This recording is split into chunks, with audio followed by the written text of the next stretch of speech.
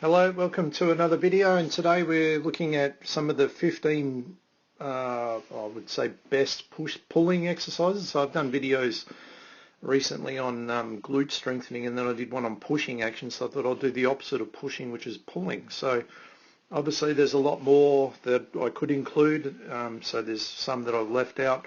These are probably just some of the ones that I would use most often with people from beginners to more advanced, and for different reasons. So most of them are in order, but the order can change depending on the person. So alright, so the first one here is a simple prone row, so using 2 dumbbells lying on a bench.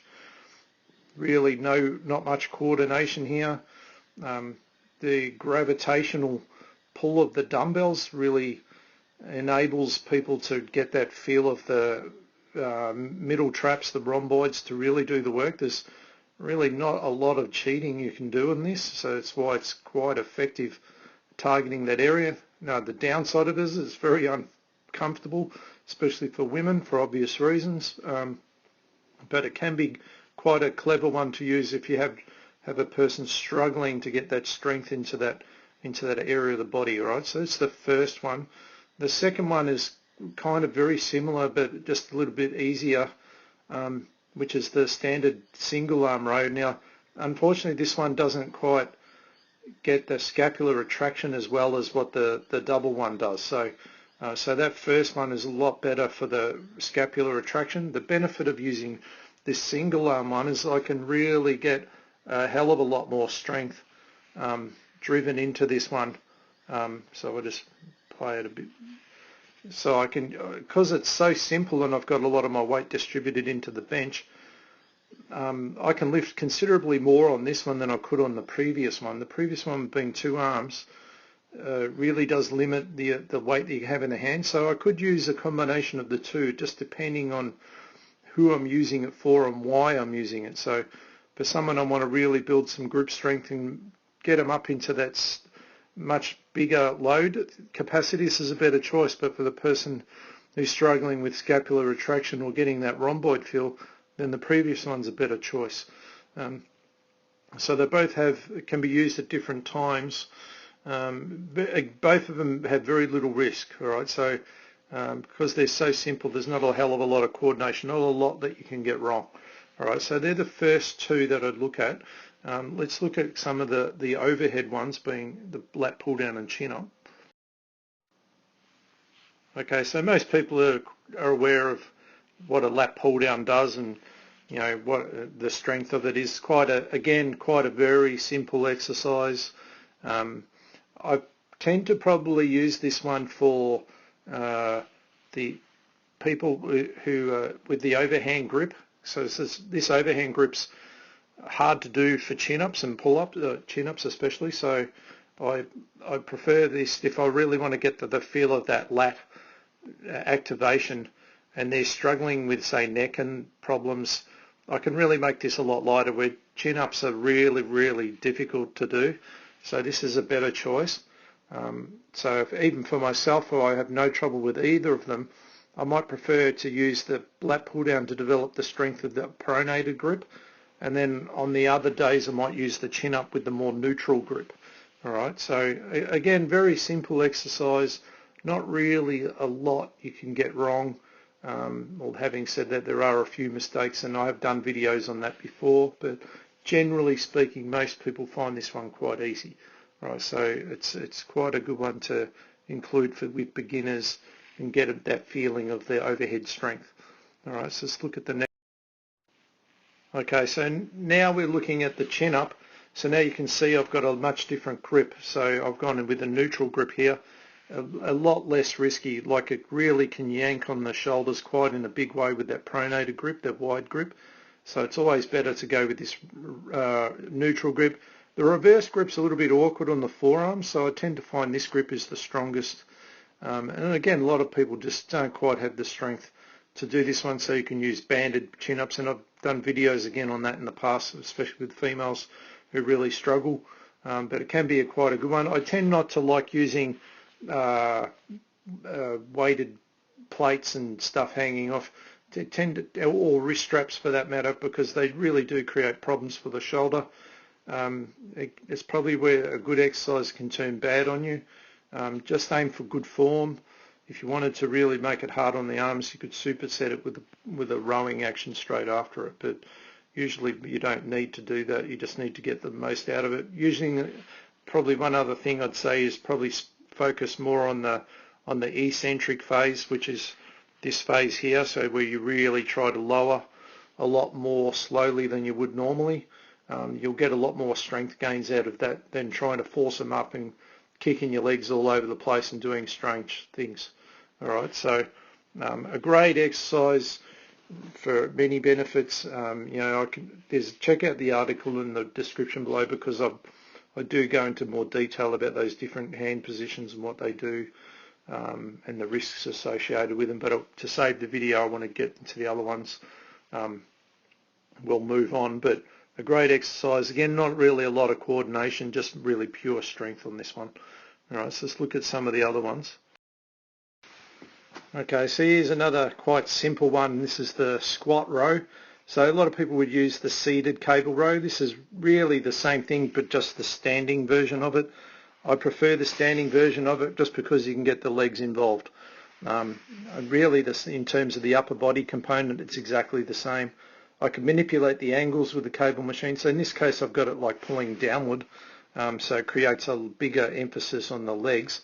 So you can see how that cable's pulling in this direction, but I could easily have had it just coming there, so I'm getting that horizontal pull right into the middle traps and rhomboids and that again, but I'm still getting that here. I'm just having a lot more leg work to do. So, and the weight actually feels heavier with this downward pulling action. You can see as I'm coming up and pulling it, and my elbows pointed behind me, probably maybe going too far, so you really don't want them to pull too far back, and also you can't quite see on this angle, but I really need to have a slight gap between the elbow and the rib cage. If I have that elbow coming in too close, that creates problems later on with the scapula, so you don't really ever want that.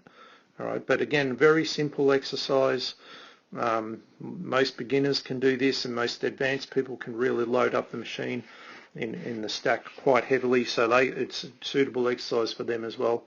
Really does create a lot of load, very similar to the prone row, just a little bit more, well, not a little bit more, a lot more functional, so it has a lot more carryover to other things, so a better choice.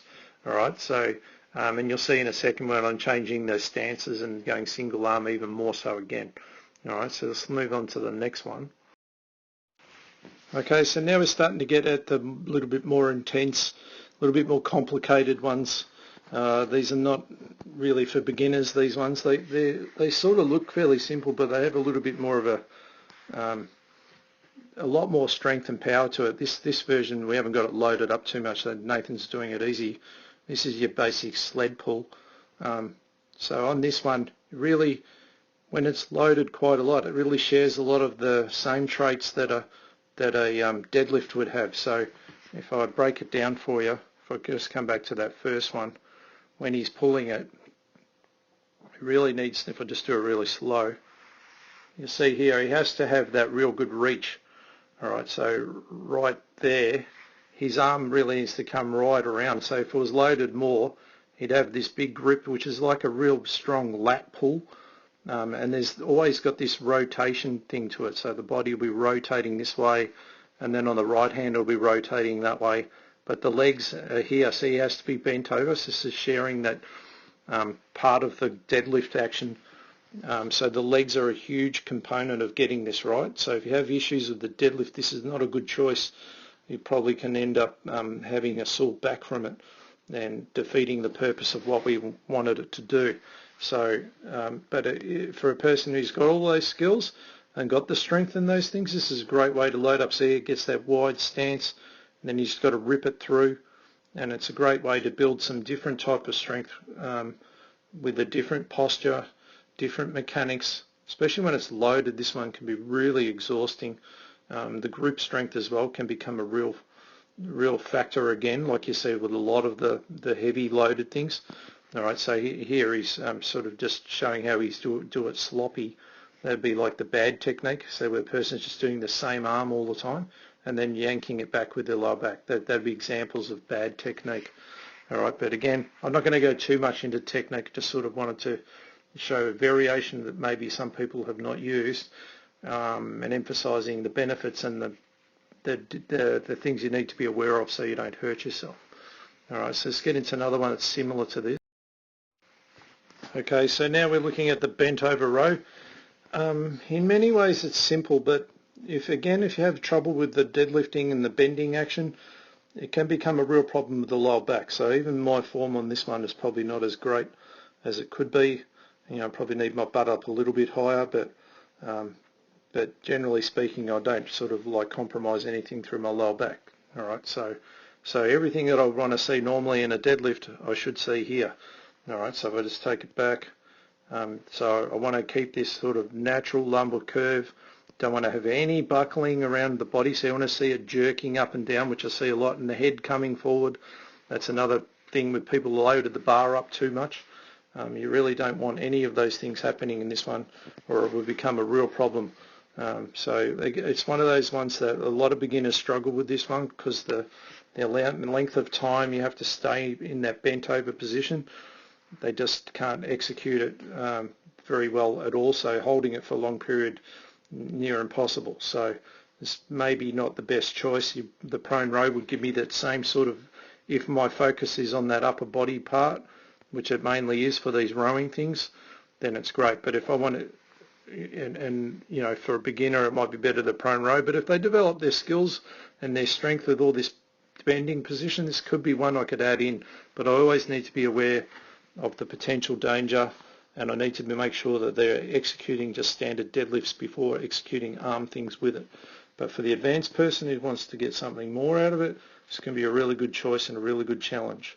All right, and it does build tremendous amount of strength in the back extensors and the hamstrings and glutes in an action that's really an upper body one. All right, so let's look at the next one. Okay, so this next one's the hang clean. So I looked at this one recently in power training video. This is obviously a pulling action. So again, just like the bent over row, you need to be really, really competent at the deadlifting.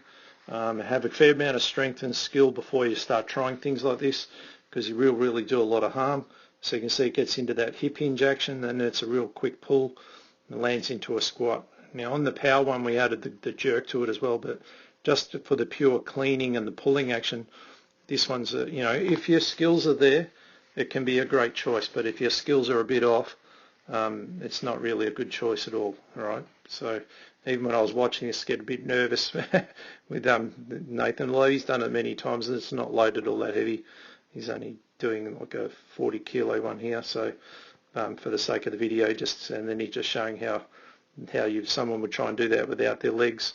And then in this video, he's just doing a a power jerk, split jerk, sorry.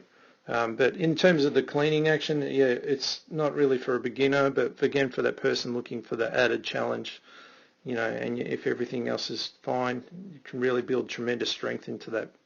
I won't go into the technique. There's videos I've done on the technique on that before, but it really is like a specialised sport. So even though I understand it can do it, I'm nowhere near the level of what an Olympic weightlifter would be, who really execute this really well, and hence they can do loads that are insane.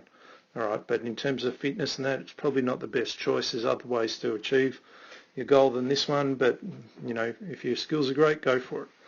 All right, so look at some of the cable ones now. Okay, so now we're looking at some of the cable ones again. We looked at the squat row before, which was the simple 2 arms and 2 legs. Now we're looking at the single arm stuff, which I've done tons of videos on these recently because they are such good exercises, and these are great for sports and beginners. That's why I use them so much, because I can use them with nearly everyone. All right, so this first one is like just using a lunge in a row. So last time we had a squat in a row. This time we've got the lunge with the row. So I'm really building tremendous strength in the glute on my left leg here in tandem with the strength on my right arm and the lats on the right side. So this relates a lot to walking and running. Hence, it's why I use it so much, because everyone needs to be good at walking and running. Well, not necessarily running, but especially walking. All right, so then you can work through the other side. This develops the strength in the posterior oblique sling, which is how that glute on my right arm connects to the lat on the left arm. Glute on the right leg, sorry, to the lat on the left arm. So to take this up a notch, I can start complicating it by turning it into a single leg squatting action with a pulling. So it's just a slightly harder leg exercise, leg component. So arguably now it becomes more of a leg exercise than an arm one. So that's probably where, you know, if you've got to remember what's your purpose. If my purpose is to build only upper body strength, maybe not the best choice. But if my purpose is to improve function and really get the lats and that to cooperate, and I'm working maybe with some of those isolated things in between it, I'm getting the best of everything. All right, so I'm really developing incredible core strength and function. I can transfer this into speed and power for sports or just general moving, and you know, for anyone's age. So it has a lot of carryover to many things. Just doesn't develop the pure strength in that I might have wanted. I could have got a lot of strength from the lunge one, not as complicated, even more so in the squat one. Now another version of this is where I can add in the weight shift. So it's where I get like added rotation and learning to transfer the weight from the left leg to the right leg.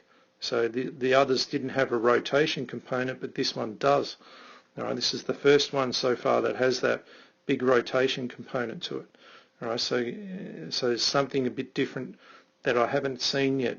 All right, so it really, again, developing incredible athletic movement. Even looks athletic when you see someone doing this one. All right, so bit like the wood chop type movements for rotational power. So another great version of a pulling action. Again, just depends on what my purpose of the workout is, what I want to achieve. All right, let's look at the last one. Okay, so there's actually two to go. So I've got like a farmer's walk one now, which is not really specifically pulling strength, but there is a fair element of grip strength here. So that's why I included it in this video, because there's a fair bit of upper back strength needed. Now obviously, for the sake of this video, I haven't walked anywhere near as far as I should, but anyone who's done this will know that it's have to use incredible strength in the upper back, as in conjunction with the core and the legs. But it's not. There's probably the grip strength you notice the most of that. What really kills you, but it's more so it's a total body exercise. But I included in this because it does have that. And I could have actually included deadlifts as well, which I had to use a deadlift to pick those bars up, all right, and to put them down. All right, but a great exercise you could use to develop your pulling power. This last one is, which again I've featured many times, which is more the explosive version of those other single cable ones we just looked at. This one where I'm on the move. So the other ones I was stationary, I wasn't moving. This one now I'm transferring from right leg to left leg, and it has a lot faster speed. So a bit like the hang clean and the sled pull, this one has a lot of a faster speed. But most of the other ones are working slow and controlled, pure strength or even stability at times. This one really is trying to really build that explosive power. A great exercise, this one. Really incorporates so many things. Even starts to become a fitness exercise as an added bonus. All right, but which is not its real purpose. Its purpose is to develop the posterior oblique sling. And again, you'll see the bending action come into it. Quite a tricky one to get right, but once you've got the coordination, it really does flow quite well, and you can get a lot out of it. It's just hard for most people to get the coordination of it exactly right in the beginning. But yeah, excellent exercise. The last one, which I was added as a bit extra bonus, probably more of a leg exercise though. This is where I'm using a single leg deadlift, and I'm going to bring in the bent over row. So arguably, it's like I said, it's more of a leg exercise, but if you've ever done this with a load that's reasonably heavy, you'll realise, a bit like the farmer's walks and that, just how much it kills your grip. The dumbbells don't seem that heavy, but when you're holding them for that long, geez, it really takes it out of you. So I like to do this where I'll do 2 reps. So I'll hold myself in that bent over row, and get 2 reps, and I might try to aim normally for about 5 or 6 on each side, which would really be 10 to 12 reps. So if I'm doing the other side, that's like 20 reps. So it's sort of saying, like, if you've got a lightish weight, that lightish weight starts to feel really heavy in the end. And also, obviously, the glutes are going to be destroyed from in this holding pattern. But quite an advanced exercise, but a great one if you're looking for an extra challenge and you're trying to sort of mix up your pulling exercise so you're not doing the same thing all the time. All right, and the point of this video is to give you some extra ideas so you don't just get stuck doing the same thing over and over and getting bored with 3 sets of 10. These give you lots of different angles and variations, and even the speeds, the tempos, the sets, the reps are a lot different in all of them. So and that's what keeps your body improving. The constant different things that your body has to adapt to, and it creates that. Without training more, you're just improving your quality of your training. All right, so I hope you enjoyed the video and it gives you some ideas for your training, and we'll see you on the next one.